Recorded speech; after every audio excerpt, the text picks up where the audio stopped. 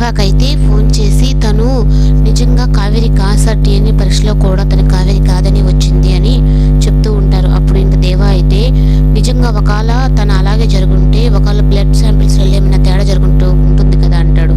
లేదు సార్, అలా జరిగే అవకాశమే లేదు, పకడ్బందీగా ఇది జరిగింది అని అంటే ఇంకా ఇదంతా ఫోన్ మాట్లాడుతూ ఉంటే మాత్రం ఇంకా నాగవల్లి అయితే ఎవరితో బావా మాట్లాడుతున్నావు నువ్వు అని చెప్పి అడుగుతుంది.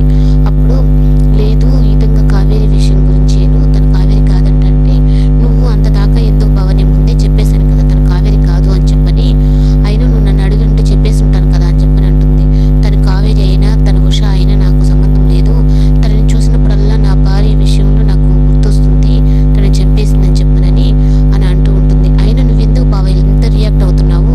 ఒకవేళ ఆ ఏసీపీ విజయ్ ఏదైనా అనుమానించాలి అంటే నాలాంటి ఫైర్ బ్యాండ్ని అనుమానించాలి, చీమకు కూడా అన్యాయం చేయని వాడివి నువ్వు, నిన్నెందుకు ఆ ఏసీపీ విజయ్ అనుమానిస్తాడు అని చెప్పని అంటుంది.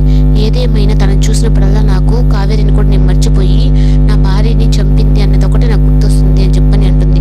అయినా ఆ రోజు హోలీ పండుగ రోజు ఆ ఉషా మీద అటాక్ చేయించింది నువ్వేనా అని చెప్పనంటే ఇంకా నాగవల్లి అయితే ఫస్ట్ సారీ చెప్పి, అవును బావా నేను కావేరిని చెప్పని అటాక్ చేయించలేదు, కానీ తను నన్ను చాలా ఇబ్బంది పెట్టింది కదా, అందుకని నా ఈగో హర్ట్ అయింది, దానివల్లే తనని చంపేయాలన్నాను, ఈ నాగవల్లి పగ బతికినంత కాలం ఉంటుంది అది అని చెప్పని అంటే ఇంకా దేవా అయితే దీంతో నేను జాగ్రత్తగా ఉండాలి ముందు అని చెప్పని అంటాడు.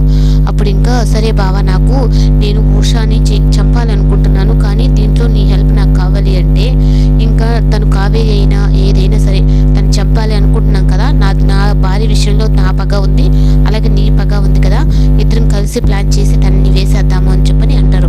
ఇంకిద్దరు చాలా సంతోషంగా కావేరిని చంపాలని ఒకరికొకరు షేకండ్ ఇచ్చుకొని మరీ ప్లాన్ చేసుకుంటూ ఉంటే ఈ లోపల ప్రమేలు అయితే వచ్చి వీళ్ళిద్దరు ఏదో గూడుపుటాన్ని చేస్తున్నారు తోడు దొంగలు అని చెప్పని వాళ్ళ దగ్గర అయితే అంటుంది.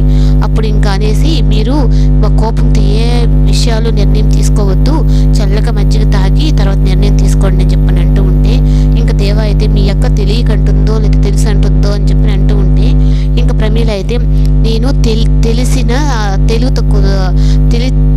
తెలివి తక్కువ దాన్ని నేను అని చెప్పని అనేసి అక్కడి నుంచి నవ్వుకుంటూ అయితే వెళ్తుంది. ఇంకా నాగవల్లికి అయితే నా పగలో బావ కూడా నాకు హెల్ప్ చేస్తానన్నాడు, ఇంకా ఉషాని అయితే వదిలిపెట్టనని చెప్పని తను అనుకుంటూ ఉంటుంది. కానీ దేవా అయితే మాత్రం ఈ నాగవల్లిని ఉపయోగించుకొని ఆ ఉషాన్ని చంపేస్తే దీని పేరు కూడా నాకు పోతుంది అని చెప్పి